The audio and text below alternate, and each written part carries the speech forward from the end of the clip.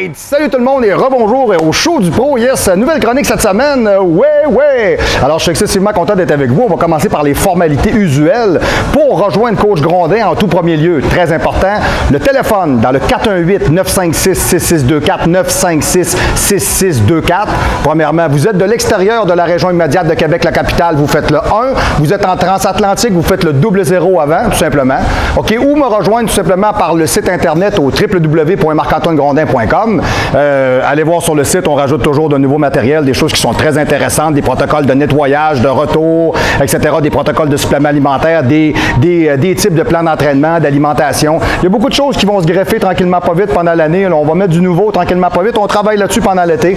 Donc, tenez-vous à jour avec le site. Il y a toujours du très bon matériel dessus et tous les entraînements qu'on vend, soit dit en passant, sont loin d'être comme ceux qui sont ce que j'appelle des sites style fast food training, OK? Tu sais, c'est vraiment du training qui a été fait pour du vrai monde qui existe vraiment, qu'ils ont vraiment fait et que ça a vraiment donné quelque chose. Donc, ça reste super important. Et pour me rejoindre, comme vous le faites toujours si bien, et je prends la peine de remercier tous les gens qui m'écrivent de partout, directement de la région immédiate de Québec, de l'extérieur, en version transatlantique, je remercie beaucoup les sudistes, les parisiens, les bretons. Je dis salut à Kevin Vélizier en Vendée. Salut tout le monde. Bonjour à tous. Très content. Alex Maréchaux à l'Orange Bleu. Salut tout le monde. Alors, très content de vous avoir avec moi, M. Jézéchiel, Ken Avo. Très content de vous voir ce matin. Donc, nouvelle capsule du show du pro. On part avec ça tranquillement pas vite. Je vous dirai le info en commercial, marc-antoine-grondin.com, le info en commercial. Je m'en fâche ce matin, M. le régisseur, ça m'arrive. Hein? T'arrêtes de prendre un troisième café, je pense, yes. Ouais, vous, je vous regarde la face, c'est un quatrième, c'est sûr, hein, OK? Bon, du moins, je vous dirais, le principe étant tel que le info en commercial, marc-antoine-grondin.com, vous me rejoignez déjà. C'est très apprécié. Continuez. J'ai moult questions et interrogations que vous me faites, donc je suis excessivement content.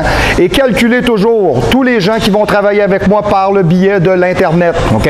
Calculez toujours un bon 2 semaines de délai pour être capable de recevoir votre matériel parce que je veux que vous sachiez une chose qui est très importante pour moi. Je ne suis pas un meat market. Je ne suis pas le Walmart du training, OK? Je sais que ça va peut-être vous paraître très rationnel, là, mais tous les gens avec qui je fais affaire sont des cas individuels et répondus un après l'autre. Je ne fais pas de travail à la chaîne ni de multiplication de travail. Je ne redonne pas à d'autres personnes des jobs que j'ai déjà faits. Tous les clients de MAG Performance, Marc-Antoine Grondin, entraîneur privé, ont un traitement privilégié, unique et professionnel. Oui, c'est beaucoup de travail pour moi, mais c'est parce que, un, je vous respecte, et deux, si vous n'étiez pas là, je ne serais pas là et le show ne serait pas là. Donc, je me dois, comme professionnel, de vous donner une très belle qualité de travail. Merci beaucoup, merci beaucoup. All right, on embarque dans le sujet pour aujourd'hui. On va faire quelque chose qui est différent un peu. Écoute, ce que j'ai fait, c'est que j'ai pris des trucs qui m'ont été demandés, tout simplement. Je vais commencer avec le premier. Il y en a qui me disent, on aimerait ça en savoir plus sur toi. OK, exemple, ton physique en concours, tes expériences en bodybuilding, tes plus grosses erreurs. Bon, juste pour vous faire un topo comme ça, moi, Marc-Antoine Grondin, j'ai 43 ans. OK, je m'entraîne depuis l'âge de 18 ans. Fait que 18, 28, 38, 48. Vous voyez, ça faisait 30 ans. Donc, ça fait carrément 25 ans.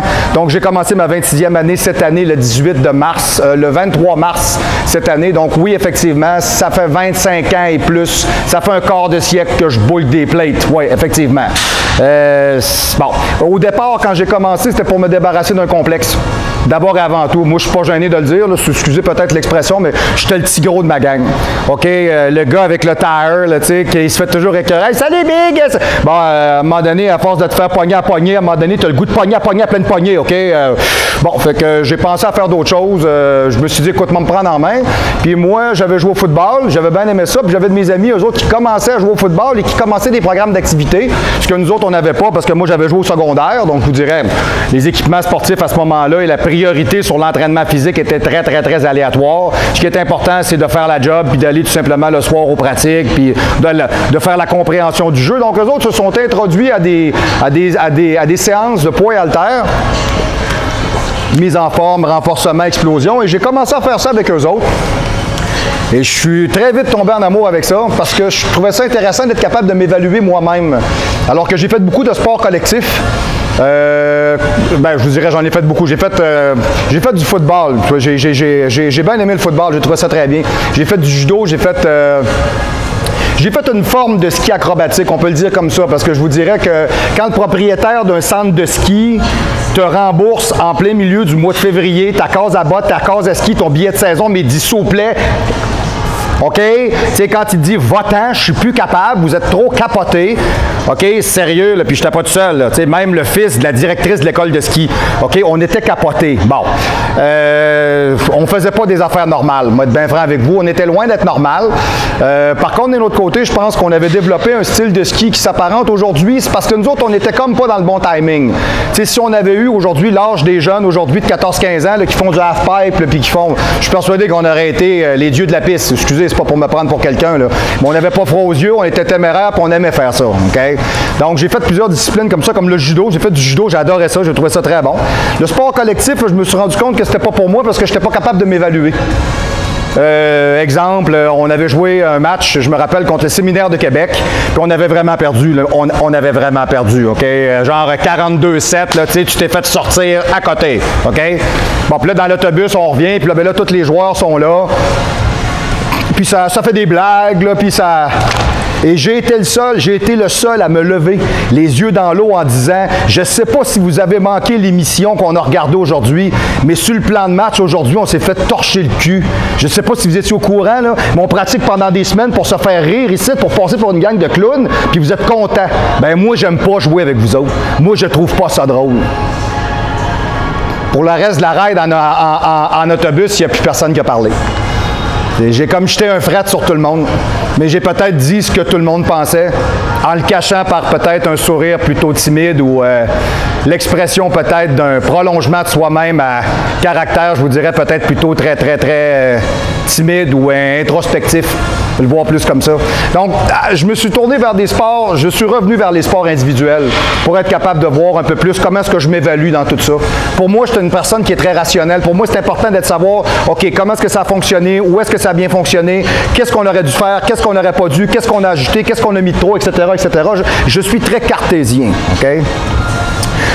Donc, comme je vous disais, je m'entraîne depuis l'âge de 18 ans. Je suis un gars très chanceux. Je n'ai pas eu de grosses lésions sur moi, à part une en 96-97 où j'ai déchiré le ligament de mon sternum ici en haut, OK, au niveau de la clavicule, et j'ai fait décoller le grand dentelé à grandeur sur la cage thoracique jusque dans le bas de dos, du même côté. Ça fait un drôle de bruit. Tu sais, vous entendez, ça fait comme « fuck ». C'est vraiment, là, puis tu respires plus, c'est fini, là. C'est fini, tu respires plus, là, OK? Là, c'est... tu t'en vas à l'hôpital avec un bras comme ça, là, puis tu as de la misère, là, tu sais, juste, tu souhaites que personne te fasse une blague, là, parce que c'est sûr que là, tu vas te casser une côte à rire, OK? C'est fou, là, OK? Mais je vous dirais, outre ça, j'ai jamais eu de gros problèmes comme tel. En préparation de championnat, en 2007, j'ai eu une problématique au niveau de mon bas de dos. J'ai fait un pincement lombaire. C'est une surcontraction. C'est comme si mon lombaire, là, il avait forcé. Là. Et puis personne n'a dit d'arrêter. Ça fait genre 2 semaines qu'il est là, il me fait une pause, puis personne n'a dit d'arrêter. Donc à un moment donné, ça devient que c'est un espèce de problème plutôt récurrent, un peu, je pourrais vous dire. J'ai fait mon cardio pareil, je suis allé marcher à l'extérieur. Je partais de chez nous, je m'appuyais sur les réverbères pour essayer de garder le dos droit parce que c'était comme des coups de poignard dans le bas de dos. Vous dire une chose, il fallait vouloir. OK? Mais je vous dirais, outre ça, je pense que je suis quelqu'un qui est destiné pour ça, je suis quelqu'un qui est fait pour ça. J'ai jamais eu de grosses problématiques physiologiques sur moi. Bon, on a tous un petit genou, un petit coude, une petite épaule. Bon, on a tous des petits problèmes comme ça. Une petite bursite, une petite tendinite, un petit bord. Ça peut arriver. Mais je vais dire, comme un médecin sportif m'a déjà dit, si c'est le pire qui arrive, si c'est tout ce que tu as après 15, 20, 25 ans, OK, de lever olympique, d'haltère, bon, c'est parce que tu es fait pour ça, on s'entend, OK? Ça, cette question-là, je vais être très mitigé dans ma réponse, OK? On m'a demandé ici, quelle a été ta plus grosse erreur? OK. Bon. Je vais y aller par étapes. Ma plus grosse erreur a été de penser que le trophée est égal à l'effort. OK? Bon, je le dis-tu, je le dis? Oui? OK. OK, c'est un sport de pute. OK? C'est un sport de pute où est-ce qu'il habite des petites frappes particulièrement minables. OK? C'est ça, le bodybuilding. C'est qu'est-ce que tu as de l'air? On s'en fout de savoir que tu es sur le bord de mourir et que tu t'es mis 200 000 dans le derrière. Ça n'a pas d'importance, là. Tu es juste un faux trip, tu es un cosmétique. T'es un espèce de faux symbole d'une représentation de santé dans lequel tu n'as aucun rapport avec la santé. Être en shape et être en santé, c'est deux choses. Tu sais, le bodybuilder qui est pris en avant, il n'est pas en santé, il est en shape. C'est deux affaires qui sont parfaitement différentes, OK? OK? De m'entêter devant l'inéluctable. De croire que l'encouragement était transparent, mais que la rentabilité monétaire dépasse le respect. Mon père vous dirait ça comme ça, il vous dirait que la vertu se perd dans les intérêts. OK? On vous encourage en vous disant que vous vous améliorez, puis revenez à tous les années. On ne vous encourage pas. On veut que vous reveniez. Comprenez? Je suis comme sur le fil du rasoir un peu, là. OK? J'ai toujours considéré, je pensais dans ce monde-là que ceux qui trimaient le plus fort, qui étaient le plus croyants, qui étaient le plus dedicated, OK? Ceux-là pour qui c'est une religion, OK? Mon gymnase, mon église, ma croyance, mon sport. Moi, pour moi, je pensais que ça t'amenait à être un champion. Excusez l'expression, j'ai débandé assez vite. OK? Ça n'a pas rapport dans ce sport-là, c'est pas ça. Non, non. C'est qui est le plus freak, OK? Puis même si t'es bon, puis t'es beau, puis tu parais bien, puis tu fais des bonnes routines, ben, si toi puis ton entraîneur, on te connaît pas, ben tu reviendras l'année prochaine. Hein? C'est pas grave, tu reviendras. Hein? D'autres, on va prendre pour le monde qui se pointe ici, depuis 2-3 ans, puis qu'on connaît, puis qu'on ne te connaît pas. Bon. Puis il y en a des fois, ils se pointent, ils arrivent de nulle part, puis ça passe parce qu'ils ont des super bons physiques. Je suis d'accord avec ça.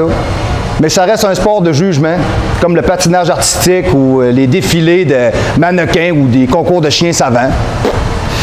Je vais être franc avec vous, c'est ce qu'on fait sur le dos des athlètes, je trouve ça personnellement très ordinaire. Tu sais, s'il y a bien des gens qui devraient être payés pour aller là, c'est les athlètes. On commence à donner des bourses, là. On commence. Il est à peu près temps. OK? Puis je ne comprends pas aujourd'hui comment ça se fait qu'on s'est rabaissé dans ce sport-là à accepter n'importe qui. Ça revient à ce que je vous dis. C'est pas grave s'il n'est pas bon, il paye. OK? Il n'est pas bon. Il n'y a pas de ligne, il n'est pas regardable. Tu le regardes, Christy, oublie ça, on dirait une pretzel qu'on a laissée dans l'eau trop longtemps. OK? Il n'est pas là. Ah, mais il a payé. Mais ça prend un minimum.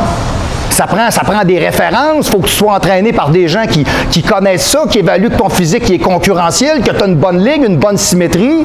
Je préférerais bien plus arriver dans un championnat où il y a peut-être environ 35-40 athlètes, qui ont 4 classes de bodybuilding différentes, puis que les gars qui sont là sont sa grosse coche. Et là, tu as beau regarder, tu fais comme, hey, ça va être difficile de juger parce qu'ils sont tous très excellents.